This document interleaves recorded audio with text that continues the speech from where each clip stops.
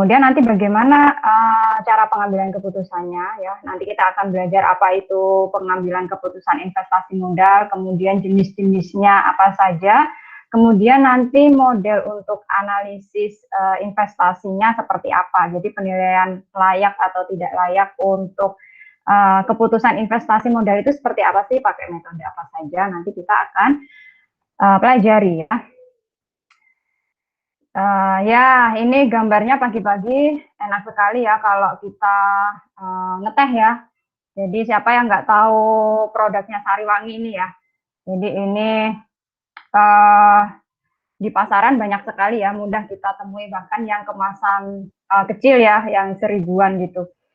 Nah, tapi tahu nggak saudara kalau Sariwangi ini ternyata di tahun 2018 dia itu sudah dinyatakan pailit ya. Jadi produk Sariwangi yang sekarang itu miliknya siapa gitu ya. Jadi dia sudah bukan pemilik aslinya ya, bukan PT Sariwangi ya, tapi sudah miliknya PT Unilever ya. Jadi Unilever ini memang dia itu sudah punya modal, sudah punya nanam modal ya di Sariwangi sejak tahun 1989, tapi kendali operasional perusahaan masih di PT Sariwangi yang asli ya selama ini. Tapi begitu tahun 2018 PT Sariwangi dinyatakan pailit, kendali operasional seluruhnya adalah di PT Unilever ya. Nah, kenapa dia bisa dinyatakan pailit gitu? Jadi dia itu penyebab utamanya adalah dia mengalami gagal bayar ya. Dia nggak bisa bayar hutang ke kreditur. Nilai hutangnya berapa? Sampai 1,5 triliun. Kenapa dia bisa hutang banyak sekali gitu ya? Jadi usut punya usut ternyata dia itu salah mengambil keputusan investasi ya. Jadi saudara tahu produknya Sariwangi itu adalah teh ya. Nah, Sariwangi itu punya kebun tehnya sendiri. Jadi dia bukan ambil teh dari petani-petani gitu, bukan. Jadi dia tanam, di antaranya dia tanam kebun tehnya sendiri. Nah, kemudian dia ingin investasi di pengairan kebunnya. Jadi supaya kebunnya itu produktif, meningkat. Jadi untuk bahan bakunya dia, bahan baku utamanya dia tanam kebun ya, dia tanam kebun teh gitu ya. Nah, dia juga sekalian mau investasi di pengairannya, karena kalau punya kebun kan harus sistem pengairannya bagus ya. Nah, saudara tahu karakteristik tanaman teh gimana? Dia itu kan tumbuh di daerah pegunungan yang sejuk gitu ya. Nah, sistem pengairannya Sariwangi ini pilih yang model bendungan. Jadi bayangkan bendungan itu dibangun di gunung. Airnya dari mana? Padahal air gunung itu kan air sumber mata air ya, bukan air sungai yang seperti di hilir gitu ya. Nah ternyata untuk membangun bendungan di gunung itu dia butuh investasi yang besar ya, kira-kira nilainya 1,5 triliun itu tadi. Kemudian ternyata setelah dibangun bendungannya itu tidak bisa meningkatkan produktivitas kebunnya ya. Ternyata airnya emang dari mana gitu ya. Itu kan gunung kok dibendung gitu ya. Jadi setelah dibangun bendungannya, produktivitas dari kebunnya itu nggak meningkat signifikan. Jadi return untuk bendungannya itu kecil. Return atas investasinya itu kecil. Sehingga mempengaruhi cash flow-nya Sariwangi ya. Di mana Sariwangi juga harus bayar hutang. Nah, ketika cash flow-nya itu terganggu, akhirnya Sariwangi nggak kuat bayar hutangnya ya, karena nggak ada pemasukannya tetap, tapi dia punya beban yang lebih besar gitu, jadi dia nggak kuat untuk membayar pokok pinjamannya. Akhirnya sampai dia dinyatakan pailit ya. Nah, ini adalah bahayanya kenapa kita itu perusahaan itu nggak bisa memanage investasi modal. Jadi kenapa sih perusahaan itu harus butuh memanage investasi modal ya? Sebelumnya kita akan pelajari dulu apa sih itu investasi modal. Jadi di dalam investasi modal itu ada yang namanya serangkaian proses perencanaan ya. Jadi sebelum kita investasi itu di awal ada proses perencanaan. Jadi mau kemana sih kita perusahaan itu arah tujuannya ya? Kita mau ngapain gitu ya? Kita butuh apa? Ya, misalnya tadi Sariwangi arahnya adalah menjadi produsen teh terbesar ya. Kemudian dia dengan cara meningkatkan supply chain atau rantai pasok ya, rantai pasok dari bahan bakunya supaya nanti bahan bakunya dia tentukan sendiri kualitasnya, kemudian dia bisa atur sendiri untuk volumenya, banyaknya, maka dia bangun kebun teh. Nah itu perencanaan ya. Kemudian ada tujuan sama prioritas. Di dalam keputusan investasi modal itu kita juga perlu menetapkan tujuan ya.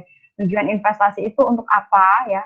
Apakah untuk pengembangan bisnis atau untuk mendapatkan return jangka pendek ya misalnya.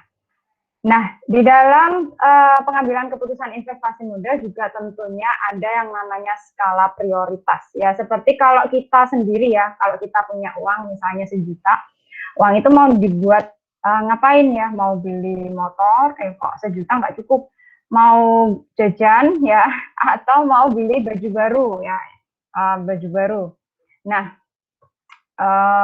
akhirnya pilih skala prioritas yang mana. Kalau misalkan bajunya udah bagus semua, oh berarti untuk beli baju itu belum prioritas. Jadi nggak usah investasi beli baju, gitu ya.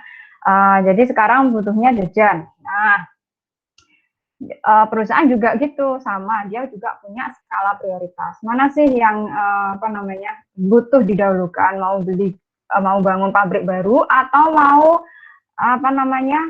beli kendaraan dulu, kendaraan untuk distribusi misalnya. Nah, mana yang prioritas? Seperti itu. Nah, kemudian di dalam investasi modal itu ada yang namanya pengaturan finansial ya. Yang namanya investasi ya kita butuh uang ya, kita butuh uang untuk membiayai investasi itu. Maka kita manage keuangannya itu kita atur supaya nanti investasinya tepat sasaran. Jadi jangan sampai nanti kita sudah invest dalam jumlah besar ya, tapi investasinya enggak menghasilkan profit gitu ya. Jadi ada perencanaan keuangan di dalam proses pengambilan keputusan investasi modal. Nah, karakteristik dari investasi modal itu dia lebih ke aset jangka panjang. Karena apa? Ya karena dia ini karakteristiknya modal ya, kapital. Kapital itu digunakan untuk jangka panjang ya, digunakan untuk jangka panjang. Nah, jadi belajar dari kasusnya Sariwangi, kenapa sih keputusan investasi modal itu penting ya? Penting untuk dikelola secara tepat karena investasi modal ini butuh yang namanya sumber daya ya atau resources ya, resources dalam bentuk kas ya. Kita kan kalau investasi butuh uang ya, butuh uang. Kita mau ngapa-ngapain butuh uang ya.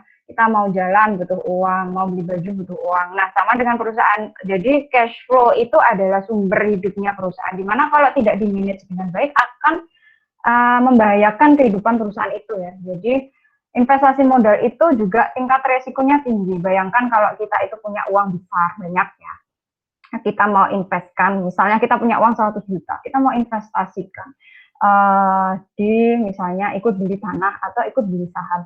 Bayangkan kalau misalnya kita salah ya, misal kita beli saham, kemudian 100 juta itu kita belikan saham semua, kemudian pas apesnya ya, pas apesnya harga sahamnya lagi turun nggak bagus, bahkan perusahaannya mungkin sampai delisting atau sampai tidak lagi go public, maka itu rugi banget ya. Jadi kita akan kehilangan uang 100 juta ya, di mana itu adalah sumber daya atau resources yang kita miliki yang jumlahnya nggak sedikit ya.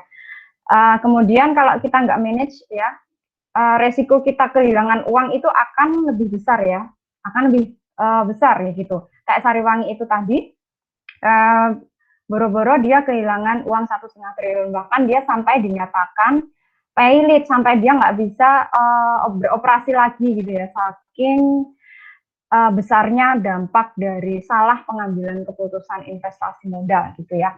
Nah, selain itu, selain dia mengancam cash flow, juga dampaknya pada profitabilitas ya. Tentu kalau misalkan kita punya investasi ya, kemudian return-nya lama, tidak memberikan profit, maka tingkat profitabilitas perusahaan akan malah justru turun ya, nggak naik malah turun. Karena apa? Kita harus bayar cost capital ya, atau biaya modal. Kan kita investasi belum tentu uang itu milik kita sendiri. Bisa jadi kalau misalkan Sariwangi tadi hutang, bank ya, atau bisa jadi dari investor uangnya kita dapat. Nah, kalau dari investor kita tentu tetap harus membayar return kepada investor gitu kan ya. Nah, ini ada dua jenis ya, keputusan investasi modal itu ada dua. Yang pertama ada independent project ya, kemudian yang kedua ada mutually exclusive. Jadi kalau independent project itu yang kayak gimana? Independent project itu apabila satu proyek investasi diterima, maka tidak akan menutup kemungkinan proyek investasi yang lain itu akan diterima juga atau akan ditolak juga. Jadi dia bebas ya, independen, nggak ada kaitannya sama sekali ya. Jadi misalnya perusahaan ya pabrik, misalnya mau beli bangun pabrik baru atau mau beli truk ya, truk kendaraan untuk distribusi produknya ya. Itu sama-sama investasi modal, sama-sama jangka panjang ya penggunaannya. Truk itu kan bisa sampai jangka panjangnya lebih dari 5 tahun lah ya.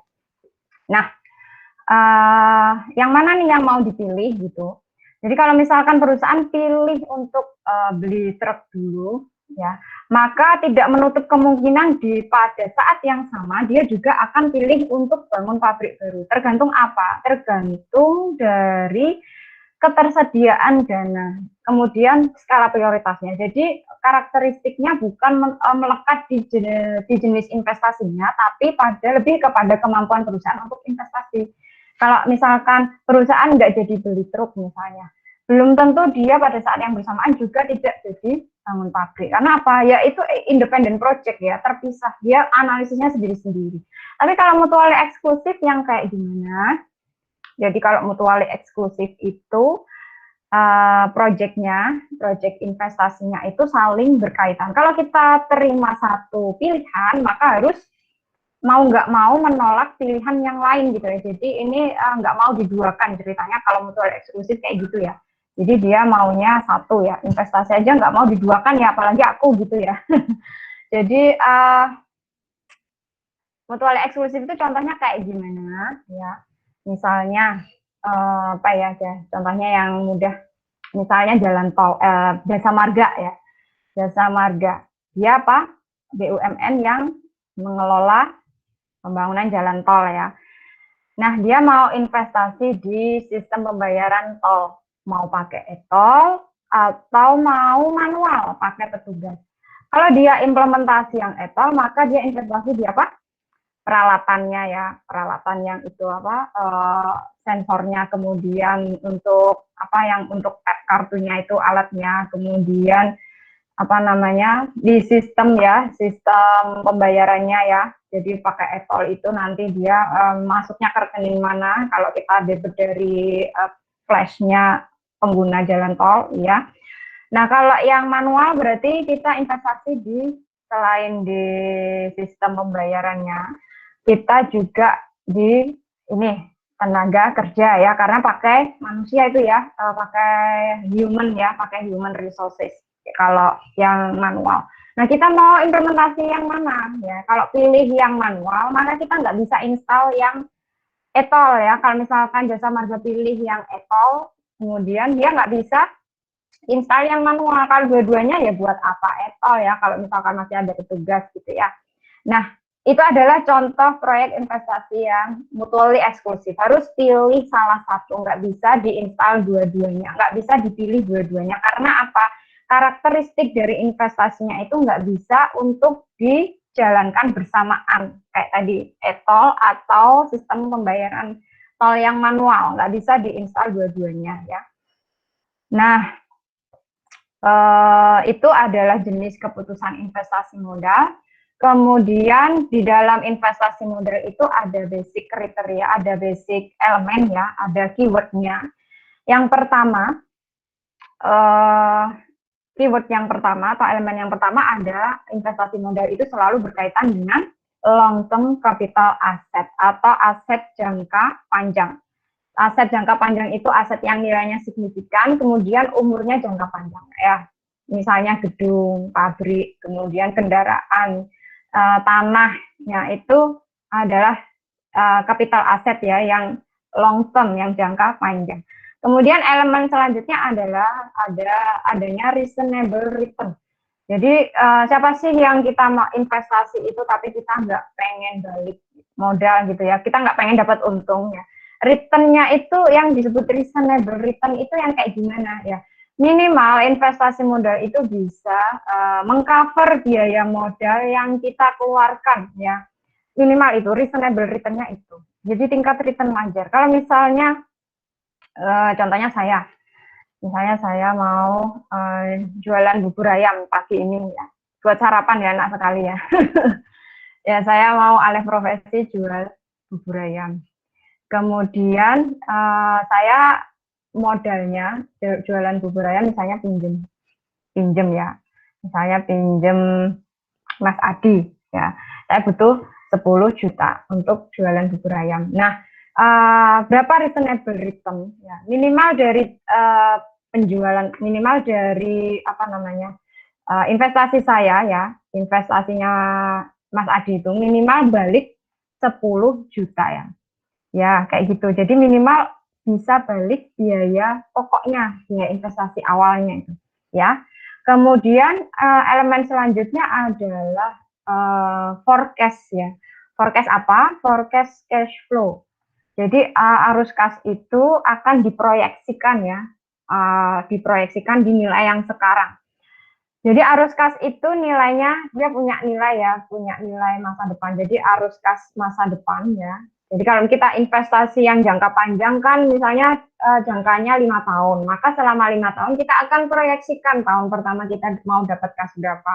Tahun kedua kita kira-kira bisa dapat kas berapa. Nah selama 5 tahun itu arus kasnya akan diproyeksikan maksudnya di nilai sekarang ya. Jadi ada perhitungan proyeksi arus kas ya, arus kasnya masa depan. Jadi arus kas aja ini punya masa depan ya dia. Mas aku sama kamu nggak punya gitu ya. Nah, ibaratnya seperti itu. Nah, kemudian ada penetapan tujuan dan prioritas ya. Ada setting goals. Tujuannya apa? Kita investasi itu tujuannya mau apa sih ya? Mau pengembangan bisnis atau mau biaya operasional gitu ya. Nah, prioritasnya juga, jadi kita kan punya skala prioritas, nggak bisa kita mau investasi semua mau dibeli, semua kita mau invest, nggak bisa, karena apa? Cash flow kita terbatas ya, jadi mana sih yang mau prioritas dulu, mau bangun pabrik dulu, atau mau beli kendaraan dulu ya. Kalau bangun pabrik misalnya, tujuannya emang mau ekspansi bisnis. Kemudian kita lihat pangsa pasar kita. Sebenarnya kalau kita meningkatin kapasitas produksi, kita bisa ini nggak sih, pasar bisa menerima nggak sih sebenarnya penetrasi produk kita di pasar seperti apa gitu ya. Misalnya Indomie misalnya, Indofood. Nah, karena Indofood itu dia apa namanya, dia sudah multinasional ya, kemudian dia produknya sudah di mana-mana ya, dia sudah brandnya sudah top leader ya di mie instan. Nah, oke, kalau kita kapasitasnya meningkat, maka dengan pangsa pasar Indofood yang sekarang masih terpenuhi. Coba tapi kalau misalkan baru ya produk minyak, misalnya mie apa yang baru, misal ada produk mie yang baru, mie burung pipit atau mie burung gagak gitu. Nah, kalau dia itu pemain baru, kemudian pangsa pasarnya belum jelas ya. Nah, kalau misalkan bangun apa namanya pabrik baru, apakah nanti produknya itu laku di pasar ya? Posisi dia di pasar itu seperti apa ya? Market share-nya seperti apa? Nah, ternyata dengan pembangunan gedung pabrik yang baru itu belum prioritas untuk saat ini. Saat ini butuhnya adalah distribusi produk. Jadi kita sudah punya produk, sudah produksi, perlunya untuk meningkatkan pangsa pasar dulu. Jadi produknya perlu didistribusikan dulu. Maka prioritasnya, tujuannya yang sekarang adalah investasi di armada ya, di distribusi, di truk dulu, beli truk dulu, nanti beli bangun gedungnya nanti kalau kita sudah market share-nya sudah naik gitu. Kalau kita sudah dapat pangsa. Nah, itu adalah proses gambaran di mana perusahaan itu menetapkan skala prioritas untuk investasi. Kemudian elemen yang terakhir adalah mengidentifikasi kriteria dasar, basic kriteria ya. Kriteria dasar ini nanti disesuaikan dengan apa? Dengan rencana strategik perusahaan. Jadi kembali lagi ya ke rencana strategik. Kalau misalnya tadi ada perusahaan mie burung gagak tadi ya. Ini perusahaan fiktif belaka ya. Perusahaan mie burung gagak tadi ya. Nah, dia itu rencana strategiknya apa?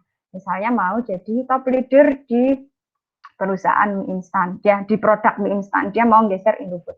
Nah, maka investasi dia ya akan mendukung ini rencana strategiknya dia. Jadi dia mungkin akan meningkatkan kapasitas produksi. Dia akan investasi di distribusi produk ya. Ya dia akan investasi di sekitar itu aja. Nggak mungkin misalnya dia investasi di kemudian dia ikut investasi di PT Garuda mau bikin pesawat terbang. Buat apa ya? Kriteria dasar investasinya nggak terpenuhi. Buat apa dia mau bikin pesawat? Padahal dia itu rencana strategiknya adalah top leader mie instan gitu kan. Jadi ini adalah kriteria dasarnya nggak terpenuhi. Jadi harus disesuaikan dengan arah tujuan pertumbuhan perusahaan itu nanti mau seperti apa gitu. Nah kemudian setelah kita tahu apa itu keputusan investasi modal, karakteristiknya seperti apa, maka kita mau menilai investasi itu sebenarnya layak atau enggak ya. Kita pakai dua model. Yang pertama non discounting model ya, yang kedua discounting model. Non discounting model itu sudah belum mempertimbangkan faktor nilai uang. Kemudian discounting model dia sudah memasukkan nilai waktu uang di situ ya. Jadi nanti masing-masing ada dua metode. Non discounting model yang pertama adalah payback period ya. Yang namanya payback itu yang kayak gimana sih? Jadi payback period ini sederhananya adalah kalau kita investasi butuh waktu berapa lama sih supaya kita balik modal, supaya investasi yang awal itu nutup gitu ya. Kita butuh waktu berapa lama? Misalnya tadi Mas Adi mau investasi di perusahaan bubur ayam saya ya. Jadi saya punya perusahaan bubur ayam. Nah, Mas Adi mau investasi 10 juta. Nah, uang 10 jutanya Mas Adi tadi mau butuh waktu berapa lama buat kembali? Payback-nya berapa? 2 tahun, mau 3 tahun, 5 tahun, 10 tahun ya. Jadi payback itu nanti satuannya tahun ya. Jadi rumusnya untuk menghitung payback adalah jumlah investasi dibagi arus kas tahunan. Kalau arus kasnya tidak tetap gimana? Pembaginya kayak pakai apa ya? Pakai gimana ngitungnya kalau arus kasnya tidak tetap atau uneven? Kalau arus kasnya tidak tetap, kita jumlahkan dulu seluruh penerimaan arus kas. Kemudian nanti setelah tahu ya jumlahnya di tahun keberapa investasi itu akan payback ya. Nanti kita akan ketahui ya. Nah, ini kalau contoh yang payback dengan even cash flow ya, arus kasnya tetap. Jadi ini ada perusahaan cetak mau beli mesin, ya mesinnya gambarnya kayak itu ya. Nah kemudian nilai mesinnya itu nilainya 10 juta, kalau beli harganya 10 juta. Cash flow-nya tahunan, jadi tiap tahun dia nerima 5 juta. Mesin itu kalau dipakai produksi, dia bisa menghasilkan pendapatan 5 juta setahun. Payback-nya berapa? Jadi 10 juta nilai investasi dibagi dengan arus kas tahunannya. Arus kasnya 5 juta. Berarti payback-nya dalam jangka waktu 2 tahun. Jadi payback ini satuannya tahun ya. Dalam jangka waktu 2 tahun, nilai investasi mesin itu sudah payback, sudah kembali ya. Terus ini kalau contohnya cash flow-nya tidak tetap atau uneven. Kok ada sih cash flow yang uneven? Jadi kalau ibaratnya kalau kita jualan itu pasti ada fluktuatifnya ya. Misalnya saya jualan bubur ayam, pagi ini saya dapat misalnya 500.000, besok mungkin hujan, jadi pada pengen makan bubur ayam, dapatnya 1 juta. Besoknya lagi pada mudik ya, pada liburan ya, nggak pengen makan bubur, saya turun cash flow-nya menjadi 400.000. Nah, di aktivitas real ya, cash flow uneven ini lebih mungkin terjadi ya daripada yang cash flow-nya flat kayak tadi yang apa namanya tetap. Jadi nggak ada cash flow yang tetap hampir nggak ada, ya. Karena fluktuatif kondisi ekonomi itu memungkinkan kita menerima pendapatan yang fluktuatif juga, gitu ya. Jadi kalau misalkan tadi mesinnya 10 juta nilainya, di tahun ke-0 belum ada pendapatan ya, karena kita baru mengeluarkan investasi untuk mesin. Tahun pertama misalnya kita dapat pendapatan 3 juta, maka berapa investasi yang belum kembali? Dikurangi nilainya ya, 10 kurangi 3, 7. Kemudian tahun kedua kita dapat 4 juta, kita kurangi lagi ya. Jadi masih sisa 3 juta investasi yang belum balik modal. Kemudian tahun ketiga dapat cash flow 3 juta. Nah, di tahun ketiga ini adalah periode payback-nya. Jadi investasi mesin tadi butuh waktu 3 tahun supaya modalnya balik ya, balik modal. Nah, kemudian tahun keempat sama kelima ini apa ya? Tahun keempat ini ada 6 juta, tahun kelima ada 7 juta. Jadi yang 13 juta ini adalah return atau profit dari investasi mesin itu tadi. Jadi return itu sudah miliknya kita gitu ya. Sudah miliknya kita, keuntungan kita. Nah, kemudian apa kelebihan payback ya?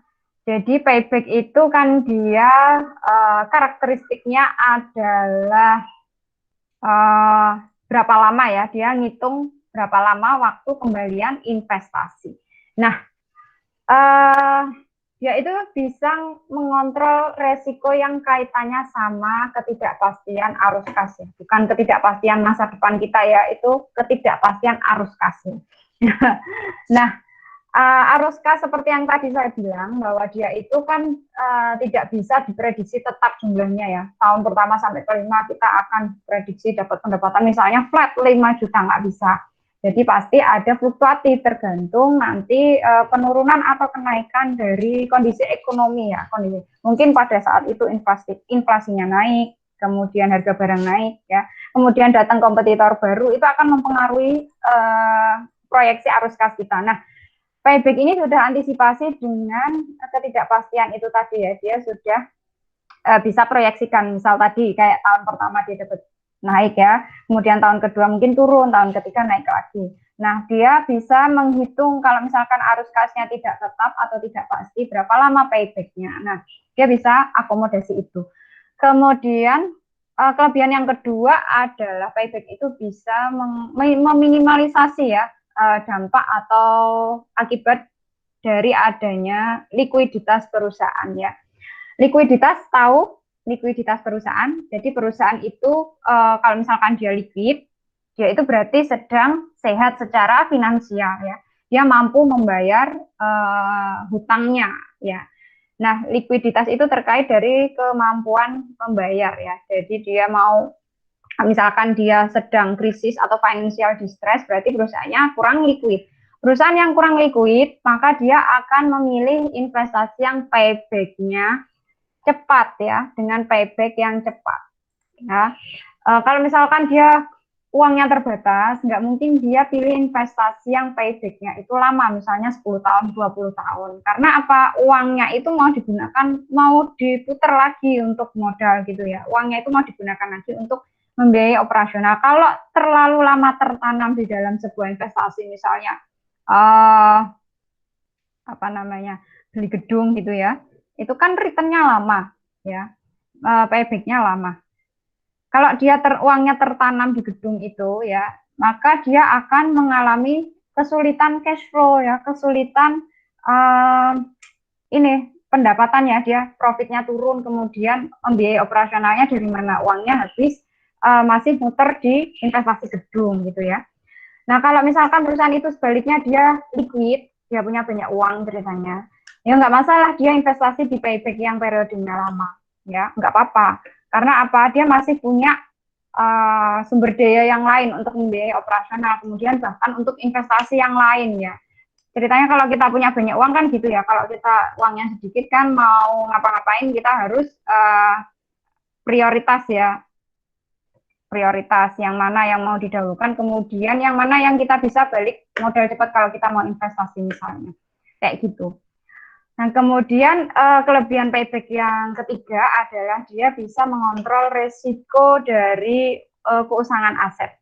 Jadi aset itu kalau yang karakteristiknya cepat usang atau cepat rusak, maka dia semestinya payback-nya cepat gitu ya. Karena apa? Kalau payback-nya lama, asetnya sudah keburu uh, tidak bisa dipakai. Contohnya apa yang tidak bisa kayak gitu, yang tidak bisa dipakai? Contohnya adalah investasi di teknologi gadget, teknologi software. Itu perkembangannya cepat sekali ya. Jadi bahkan dalam hitungan tahun atau bahkan nggak ada setahun. Kalau misalnya perusahaan itu perusahaan mobile phone ya, handphone, kemudian dia investasi di perangkat yang 4G misalnya. Kemudian kalau misalkan payback-nya lama 5 tahun, padahal tahun depan sudah ada teknologi yang 5G, kemudian tahun depannya lagi 7G misalnya. Kemudian tahun depan lagi 10G, kemudian 20G, 25G, nggak tahu G-nya sampai berapa gitu ya. Nah, kalau investasi yang kemarin aja belum nutup, ya belum balik modal, belum nutup pokoknya, kok udah ada teknologi baru, ya padahal yang investasi yang sekarang gimana ya, perangkat yang sekarang mau diapakan, ya, berarti nggak relevan lagi ya, maka itu bisa jadi merugikan kalau kayak gitu. Jadi kalau karakteristik dari aset yang dia itu apa namanya rusaknya cepat atau usangnya cepat atau tergantikan dengan teknologi yang baru, semestinya payback-nya akan lebih cepat gitu ya. Kemudian kelebihan payback yang selanjutnya adalah dia bisa mengontrol dampak investasi pada pengukuran kinerja manajer. Apa hubungannya sama manajer? Jadi manajer itu kan karyawan, dia punya kepentingan ya. Punya kepentingan apa? Ya kalau karyawan dia punya kepentingan otomatis dia pengen dinilai kinerjanya baik. Kemudian kalau kinerjanya baik, dia akan mendapatkan bonus ya. Bonus kinerjanya berdasarkan penilaian kinerja dia. Nah, dia akan cenderung memilih investasi yang payback-nya sebelum masa kerjanya habis. Jadi kalau misalkan manajer itu kan ada punya tenur ya, punya masa kerja. Setelah misalnya dia masa jabatannya 5 tahun, setelah 5 tahun dia akan digantikan oleh orang lain gitu ya.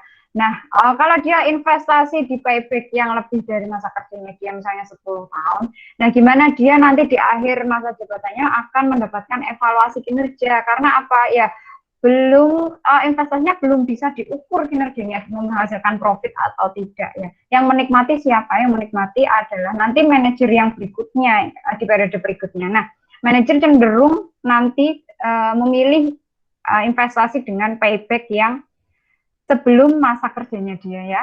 Jadi nanti disesuaikan gitu. Kemudian selain kelebihan itu ya, payback period itu juga punya kelemahan ya. Jadi ada yang pertama, dia mengabaikan kinerja investasi. Coba kita lihat tabelnya, ada dua tabel investasi ya, investasi A sama B.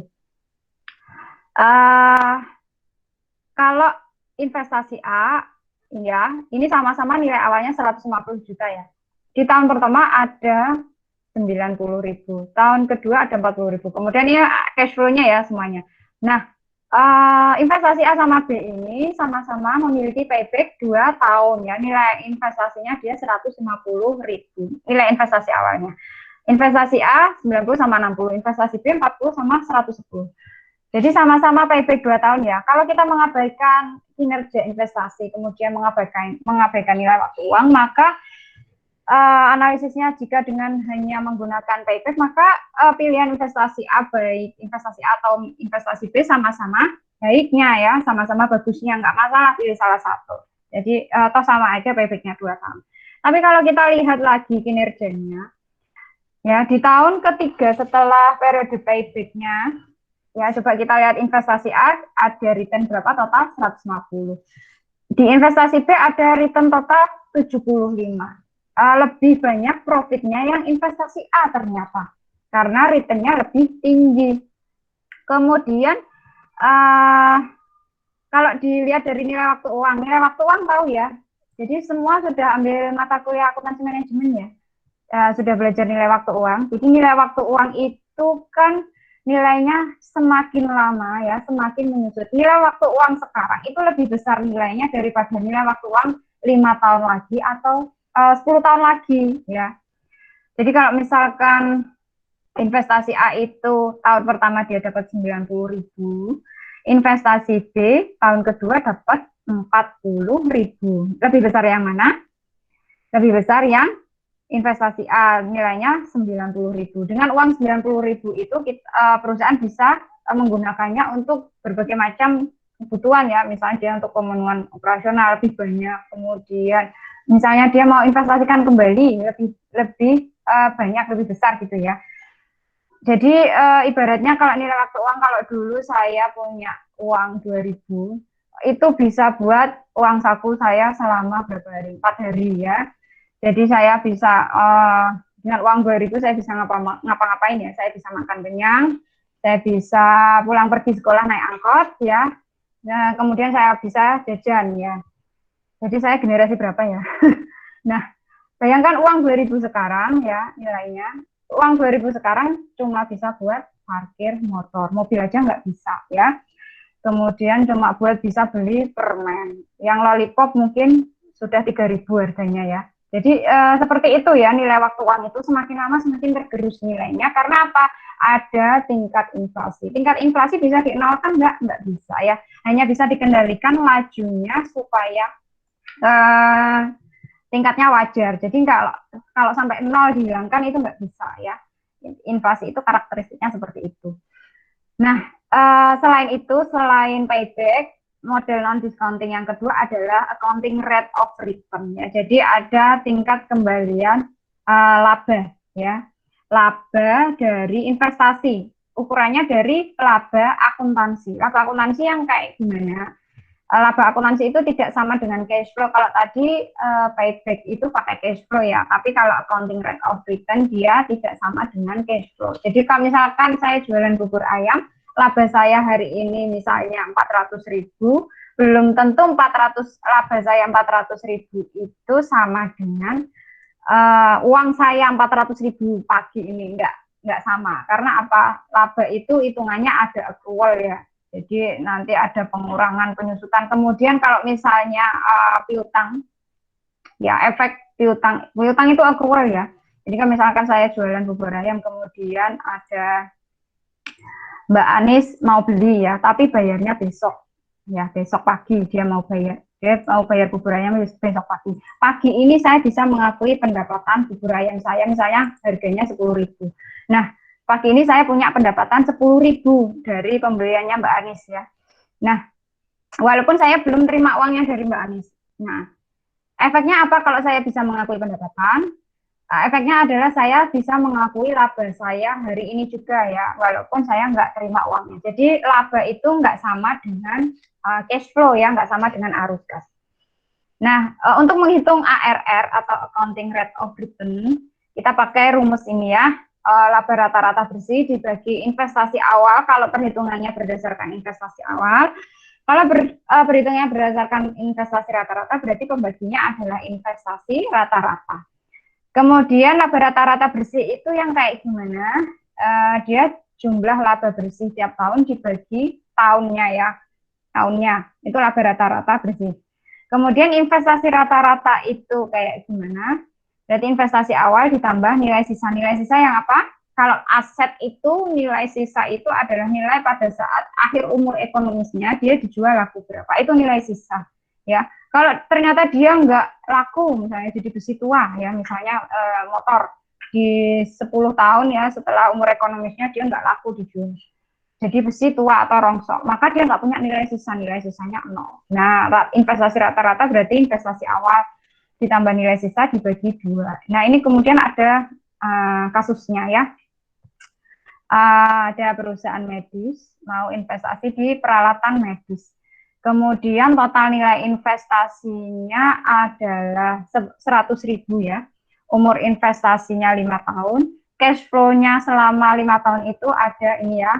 Nah, 30, 30, 40, 30, 50. Kemudian investasi itu tidak punya nilai sisa. Berapa ARR-nya? Kita cari dulu laba rata-rata dari mana? Dari total cash flow dibagi umurnya ya. 180 bagi 5. Jadi ada 36.000. Investasi awalnya berapa? 100.000. Kalau investasi rata-rata gimana? Karena dia nggak punya nilai sisa, berarti langsung dibagi 2 ya, berarti 50.000. Kemudian untuk mencari laba rata-rata bersih, ya ada, kita cari dulu akrualnya. Akrualnya berupa apa? Kalau ini diketahuinya dia aset tetap, peralatan ya, maka akrualnya berupa penyusutan ya, 100.000 bagi masa ekonomisnya dia 5 tahun, berarti per tahunnya 20.000. Laba rata-rata bersihnya berarti tinggal dikurangkan laba rata-rata kurangi akrual ya, jadi ketemunya 16.000. ARR yang dari investasi awal berarti 16.000 dibagi 100.000 ya, berarti 16%. Kalau hitungnya dari investasi rata-rata berarti pembaginya 50.000 ya, ketemunya 32%. Nah, ARR itu dia juga punya kelebihan sama kekurangan ya. Jadi tidak ada yang sempurna di dunia ini ya. yang sempurna hanya Tuhan ya. Nah, ARR itu kelebihannya dia sudah mempertimbangkan profit ya, profitabilitas dari setiap proyek investasi. Kalau ARR-nya itu misalnya 15%, kemudian ada investasi yang ARR-nya nilainya ada yang 20%, maka tentu lebih besar yang lebih menguntungkan yang ARR-nya lebih tinggi yang 20%. Nah, kelemahannya apa? Dia belum menentukan atau memasukkan faktor nilai uang. Jadi tadi ada cash flow yang dihitung selama 5 tahun itu belum dinilai sekarang ya. Jadi itu adalah cash flow 5 tahun, proyeksi arus kas selama 5 tahun ke depan. Nah, nilai uang sekarangnya berapa itu belum dihitung ya. Jadi kalau efeknya apa? Efeknya adalah pilihan investasinya nggak bisa, profitnya nggak bisa maksimal. Ya kalau misalkan cash flow di tahun kelima itu nilainya masih 500.000 misalnya. Kalau menurun ya itu nanti perhitungan profit dari investasinya nggak bisa maksimal. Nah kemudian kita masuk ke discounting model ya. Ini ada model yang pertama ada NPV. NPV ini ceritanya adalah kalau kita investasi kita itu dapat return berapa sih ya? Kita dapat kelebihan uang berapa dari investasi kita? Itu adalah NPV. Tapi kelebihannya kita nilai dulu dengan nilai waktu uang yang sekarang. Jadi misalnya saya jualan bubur ayam tadi ya. Kemudian saya butuh investasi aset di gerobaknya ya. Nah, untuk beli gerobak misalnya nilainya 10 juta. Saya nggak punya uang ya, kemudian saya utang sama Mas Adi lagi, Mas beliin gerobak ya, kemudian oke Bu 10 juta ya, nanti returnnya saya dikasih 10% misalnya. Nah 10% itu adalah tingkat required rate return ya, jadi nanti NPV-nya berarti saya di tahun pertama saya beli gerobak 10 juta dari hutang ke Mas Adi ya. Kemudian saya punya tingkat required rate of return. Jadi minimal penjualan bubur ayam saya bisa nutup apa? Bisa nutup pinjaman saya ke Mas Adi ya. Misalnya 10 juta berarti 10%-nya sejuta ya. Berarti ya saya harus minimal dapat 11 juta. Nah, kemudian ternyata selama 5 tahun saya jualan bubur ayam ya, gerobak itu bisa dipakai 5 tahun ya. Kemudian saya proyeksikan arus kas tahun pertama 2, 3, 4, 5 saya akan dapat berapa. Kemudian saya nilai sekarang. Misalnya saya dapat hitungan misalnya 20 juta ya. Nah, selisihnya berarti 20 juta kurangi 11 itulah NPV gitu ya. Jadi nilai arus kas yang masa depan itu di present value kan, dinilai sekarang, kemudian diselisihkan dengan arus kas keluar di tahun di mana investasi itu dikeluarkan ya, tahun pertama atau tahun 0 berarti. Nah, kriteria pengambilan keputusannya gimana? Jadi kalau NPV itu kan nilainya uang ya, kalau selisihnya bisa besar, bisa plus, bisa minus ya, bisa positif, bisa negatif. Namanya diselisihkan ya, arus kasnya. Kalau nilai NPV-nya positif, kayak tadi misalkan saya hitung NPV gerobak bubur ayam saya, ya, contohnya gerobak, 20 kurangi 11, ya. 11 itu cost capital saya, biaya modal saya. Berarti nilainya berapa? 9 juta ya. Nah, itu NPV yang positif. Dengan 20 juta dari return arus kas yang saya peroleh dari gerobak bubur ayam saya itu, saya bisa mengembalikan biaya modal saya ke Mas Adi. Pokoknya tadi 10 juta. Kemudian saya masih bisa bayar returnnya ke Mas Adi tadi 10% sejuta ya. Berarti bagiannya Mas Adi 11 juta. Itu miliknya Mas Adi. Kemudian saya masih dapat sisa berapa? 9 juta ya dari proyeksi pendapatan saya selama 5 tahun jualan bubur ayam gitu ya. Jadi saya masih punya sisa uang 9 juta. Nah 9 juta ini adalah return saya ya. Ini keuntungan saya, kelebihan return yang untuk saya sendiri itu sudah diterima. Yaitu itu tanda kalau NPV-nya positif. Jadi kalau mau menilai investasi dengan NPV, kita cari investasi yang nilai NPV-nya lebih dari 0, yang positif.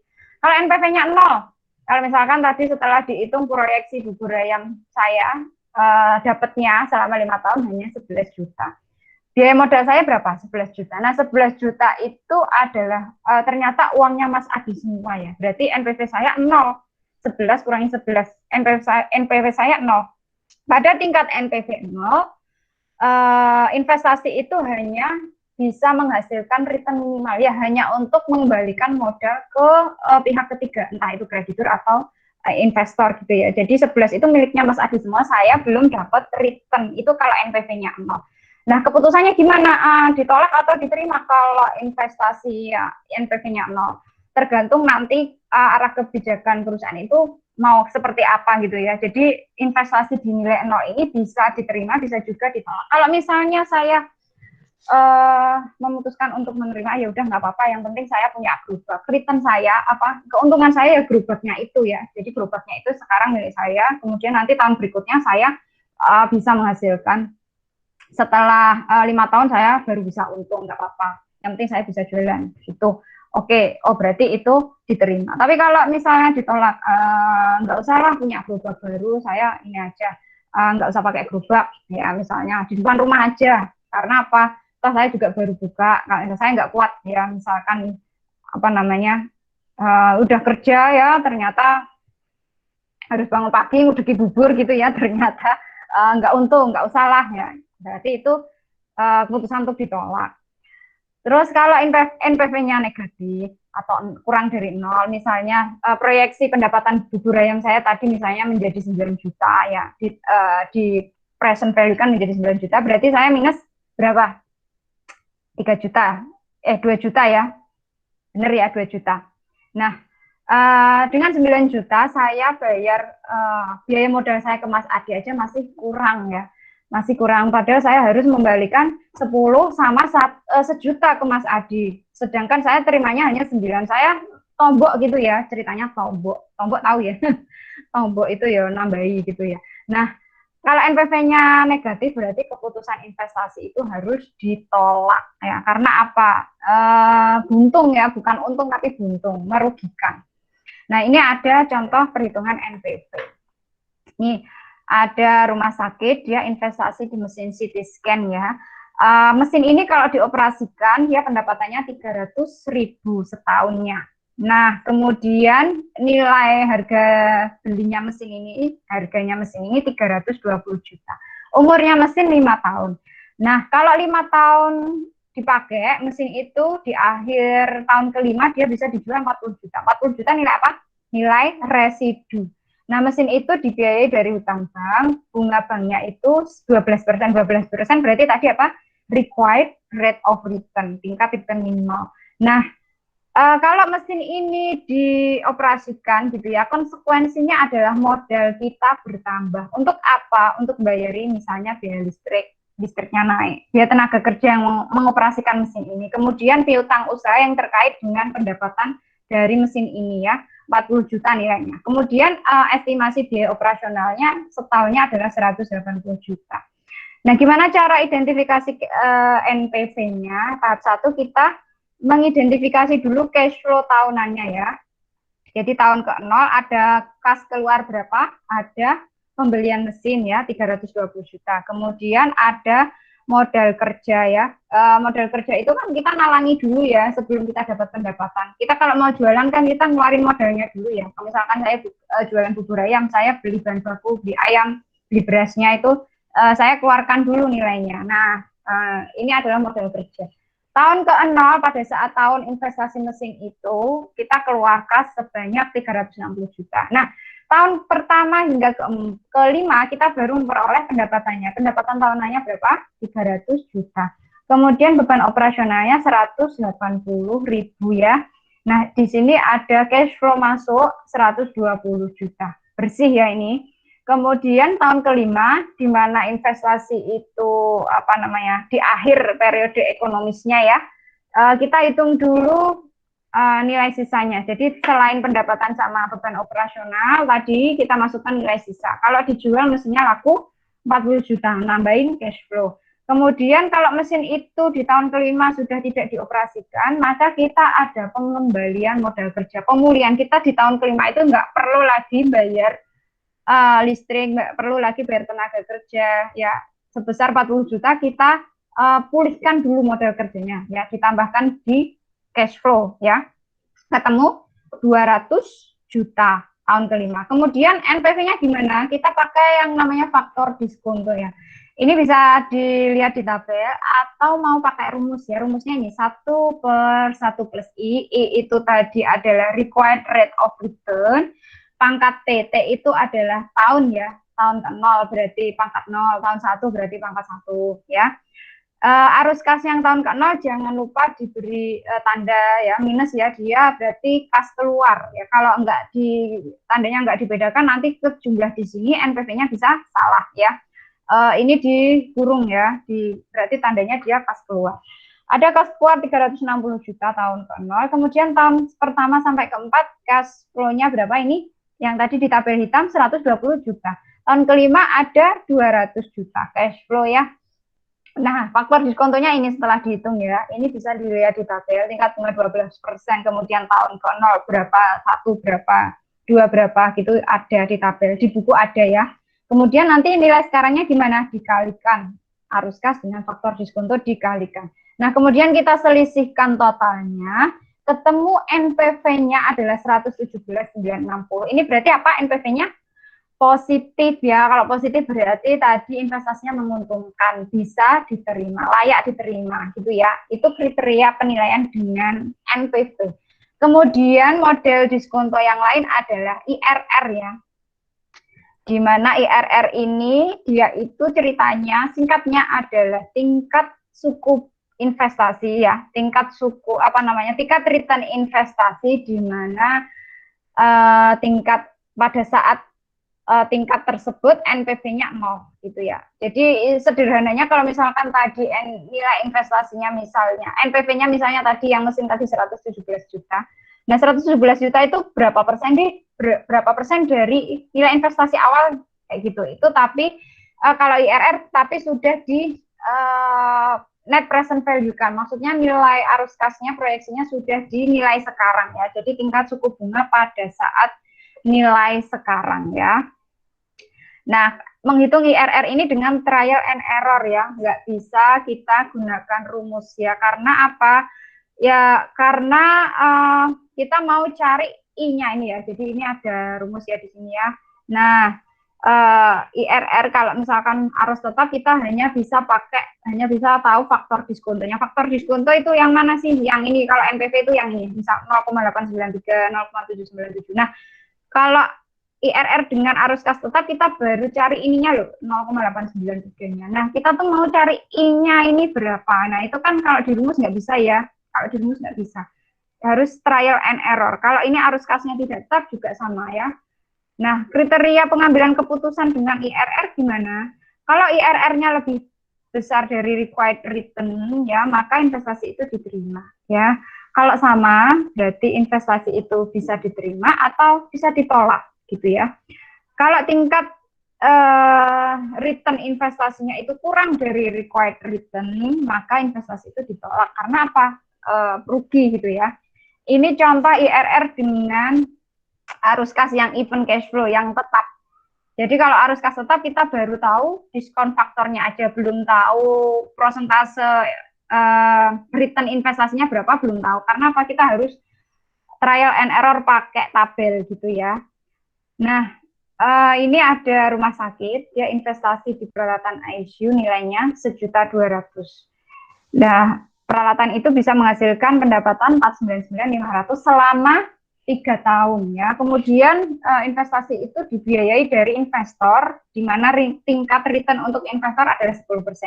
10% ini berarti baru required rate of return ya, belum IRR. IRR-nya yang mau kita cari ya. Jadi kita hitung dulu DF atau diskon faktor atau faktor diskontonya. Investasi dibagi arus kas masuk, ketemu diskon faktornya 2,402. Nah, caranya 2,402 itu berapa persen? Kita gunakan tabel ya. Tabel di buku ada, dibuka di buku Handsemauan. Semuanya punya buku ya, semuanya harus punya buku. Jadi kalau belajar jangan hanya pakai dengan PPT saya aja ya. PPT saya itu hanya alat bantu saya untuk presentasi, untuk menyampaikan materi. Ya, jadi dia bukan materi utama. Jadi selalu compare dan buka buku ya, selalu baca buku. Di buku ada tabelnya. Jadi untuk mencari 2,402 itu berapa persen, ketemu ini yang paling mendekati 12% ya. Nah, kriterianya gimana berarti kalau ini investasinya layak apa enggak? IRR-nya tadi berapa? 12%. Required return-nya berapa? Ini tadi 10%. Dia berarti lebih besar dari required return ya, jadi investasinya diterima.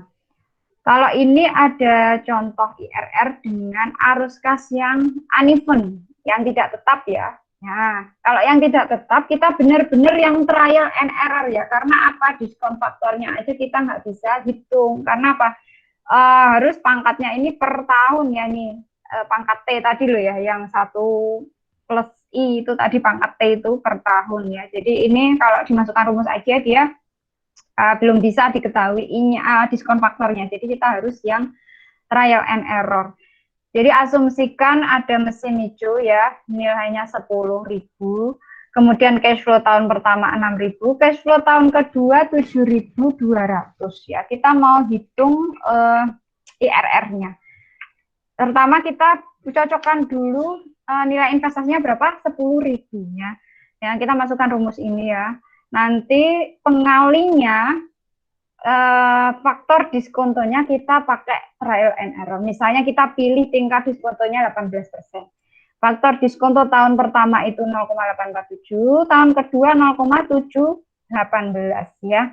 Ada nilai investasi 10.000. Berarti kita coba nilai dari, kalau kita kalikan dengan faktor diskonto ini, apakah menghasilkan nilai investasi 10.000, jadi 6.000 kali diskonto yang tahun pertama, 7.200 kali diskonto yang tahun kedua. Ketemu 10.252, ternyata masih lebih besar dari 10.000, nggak bisa ya. Kita harus turunkan berarti tingkat diskontonya kira-kira dinaikkan, karena apa? Semakin tinggi nilainya nanti semakin kecil ya. Tingkat diskontonya kita naikkan 20%. Nah, faktor diskonto tahun pertama menjadi 0,833, tahun kedua menjadi 0,694. Nah, kita kalikan. Faktor diskonto itu apa sih? Itu pengali nilai uang sekarang ya. Ya. Ini pengali nilai uang sekarang. Jadi dikalikan dengan uangnya. 6.000 kali 0,833, 7.200 kali 0,694. Nah, ketemu 9995. Ini yang paling mendekati nilai investasi 10.000. Berarti kita pilih untuk IRR-nya adalah 20% gitu ya. Jadi ya, IRR ini memang dia trial and error, memang carinya seperti itu ya. Jadi memang nggak bisa dimasukkan dengan rumus seperti NPV, nggak bisa. Ya, jadi itu karena kita mau cari tingkat I-nya atau tingkat return investasinya di nilai yang sekarang gitu ya. Kemudian ini ada penilaian investasi mutually eksklusif. Singkatnya, kalau mutually eksklusif itu kita hanya pakai NPV dan IRR ya.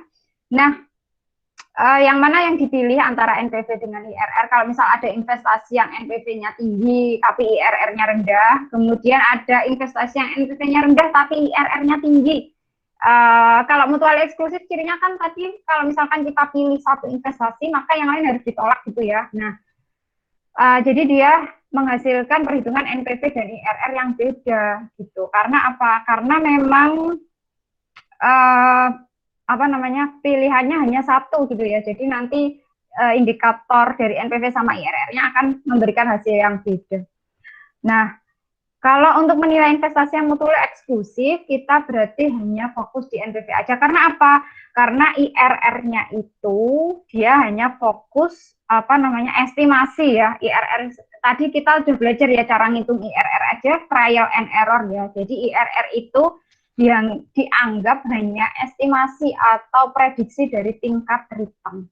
Ya, cuman dia lebih masih dipakai karena lebih gampang ya. Kalau kita ngira-ngira ya, milih investasi kan lebih gampang yang pakai persentase ya, daripada NPV yang bentuknya kas, misalnya returnnya misalnya 1.500.000 ya, 1.500.000 itu berapa persen sih? Nah, kalau dalam bentuk IRR kan kita lebih mudah untuk memberikan penilaian ya. Nah, itu tujuannya IRR. Nah, kalau investasi yang mutual eksklusif, kita pilih yang NPV-nya paling tinggi, walaupun IRR-nya juga tinggi ya.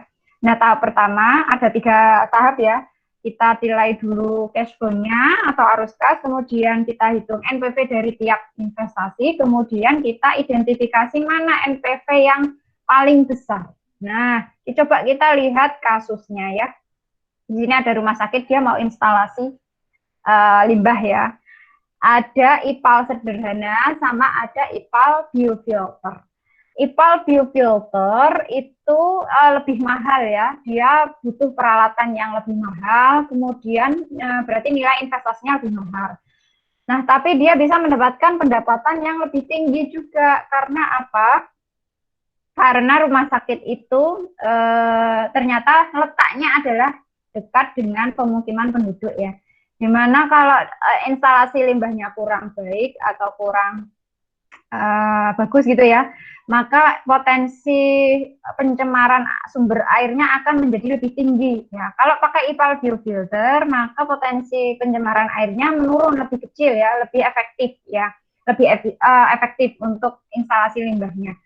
Nah, dengan demikian kalau IPAL biofilter diinstal gitu, berarti tingkat kepercayaan masyarakat akan rumah sakit itu kan meningkat ya, maka dia bisa mendapatkan pendapatan yang lebih tinggi daripada IPAL sederhana. Nah, tapi itu adalah analisis kualitatif ya. Analisis kualitatif, benar nggak sih secara hitungan keuangannya memang IPAL biofilter itu menguntungkan? Jangan-jangan dia itu mahal tapi nggak menguntungkan, tapi hanya secara kualitatif aja gitu ya. Kita buktikan. Jadi kalau perusahaan sudah menginstal IPAL biofilter, dia nggak bisa install yang sederhana ya, karena ini mutually eksklusif, nggak bisa kita install 2 instalasi limbah gitu, nggak bisa ya. Nah, kita masukkan di model NPV pertama ya. Ada tahap 1 berarti tadi menilai cash flow ya atau arus kas ya. Jadi ini ada IPAL sederhana sama biofilter, di mana tahun ke-0 itu berarti tahun investasi, beli peralatannya.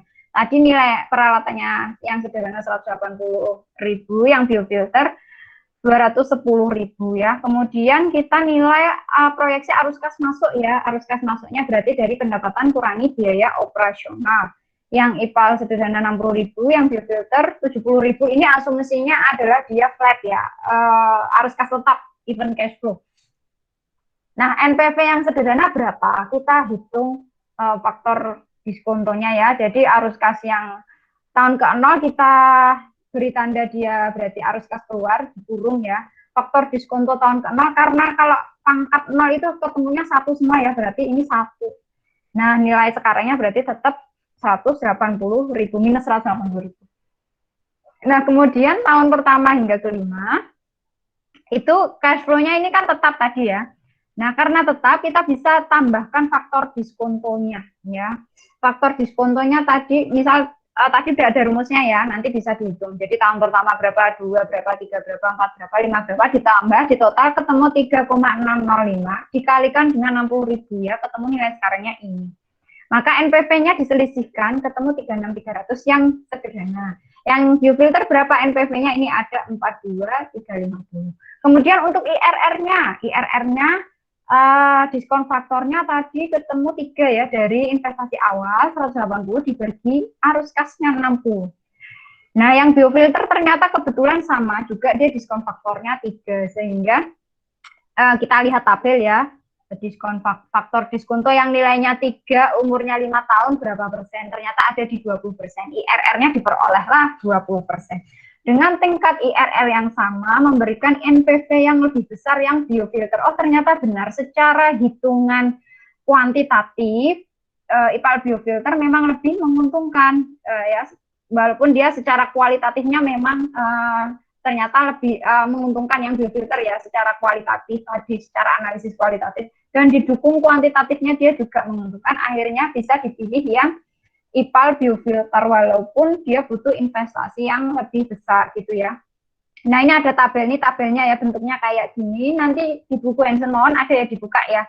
Misalnya tadi arus kasnya, ini yang tidak tetap, kalau arus kas tidak tetap berarti yang ini, tadi diskon faktor 3 ya, diskon faktor 3, periodenya 5, coba kita lihat, berarti periodenya 5 ini, yang mendekati nilainya 3 yang mana ya, ini yang 20% tadi ya, 2,991, ini yang mendekati 3, kalau 18% masih di atas 3,127 gitu ya cara carinya ya, pakai tabel di buku lebih jelas ya. Nah, ini udah rangkaian materi terakhir ya di pertemuan kita hari ini. Jadi ada tadi model keputusan investasi modal ada 4 ya, 2 non discounting, yang 2 discounting modelnya. Ada payback period, ARR, kemudian NPV dan IRR. Sampai di sini ada pertanyaan terlebih dahulu. Cara ngitungnya IRR gimana Bu tadi Bu? Tadi atau ada yang belum jelas kenapa bisa pakai tabel kayak gitu? Ada pertanyaan dulu? Nggak ada? Cukup? Kalau nggak ada bisa saya akhiri. Belum ada Bu. Apa? Mbak Titis mau tanya? Enggak Bu, belum ada maksudnya. Belum ada pertanyaan. Open mic soalnya Mbak, jadi saya tanya. Oke, kalau nggak ada berarti saya cukupkan sekian ya. Jadi hari ini nggak ada tugas. Silahkan mengerjakan kuis ya. Kuisnya bisa dikerjakan sampai jam 1 siang kalau nggak salah ya. Ya, jadi itu nilai kuisnya nanti buat nilai tugas ya. Jadi hari ini nggak ada tugas. Sama aja Bu, ya nggak apa-apa. Soalnya kalau kuis kan hanya klik-klik pilih salah satu ya. Nggak, insya Allah nggak memberatkan, oke?